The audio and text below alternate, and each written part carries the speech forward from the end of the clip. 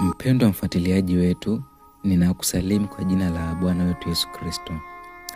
Katika robo ya pili inayomalizika sasa, tulikuwa na lesoni semayo kurejea madhabahuni.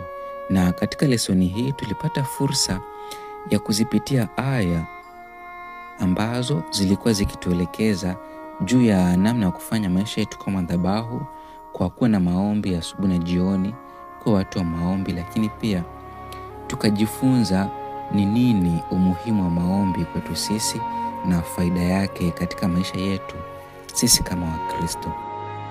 Basi nikaribishe katika robo ya tatu ambapo tutakuwa na lesoni semayo kitabu cha Kutoka. Je, umewahi kutaka kumuona Mungu akitenda kazi? Hayo ndiyo matakwa ya waumini wengi wanaomwamini Mungu wa Biblia. Ingehitaji nini ili kufanya hivyo?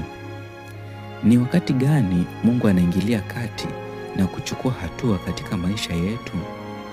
Robo hii tutakuwa na safari ya kubadilisha maisha kupitia kurasa za kitabu cha kale kilichoandikwa ili kushiriki masimulizi ya watu waliomwona Mungu katika matendo. Ninaweza kukuambia kuwa kumwona Mungu akitenda sio kila kitu unachoweza kufikiria kuwa. Kitabu cha Kutoka kimejaa masimulizi ya watu waliomkaribia Mungu. Ni nini kilifanyika walipomkaribia? Musa alitaka kujua jina lake, lakini je, unaweza kufikiria kukutana na Mungu na kisha kuuliza jina lake ni nani? Inachekesha. Farao alisema hajawahi hata kusikia habari za Mungu, akihoji kama aliwahi kuwepo. Ni nini kinachoweza kumfanya mtu kukutana uso kwa uso na uwezo wa Mungu na bado akakana uwepo wake hasa? Jibu la swali hilo ni sehemu kuu ya hadithi.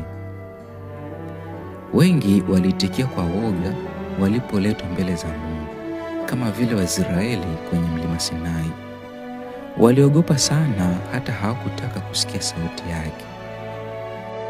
Ingawa tunaweza kufikiria wenyewe, tukimkimbilia Mungu kwa furaha tunapomwona.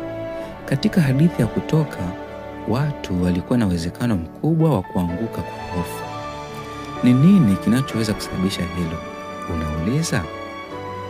Njoo katika safari hii ili kujua. Basi Bwana akutie nguvu unapojiandaa kwa ajili ya safari ya robo ya tatu ya kitabu cha Kutoka. Uwe na wakati mwema.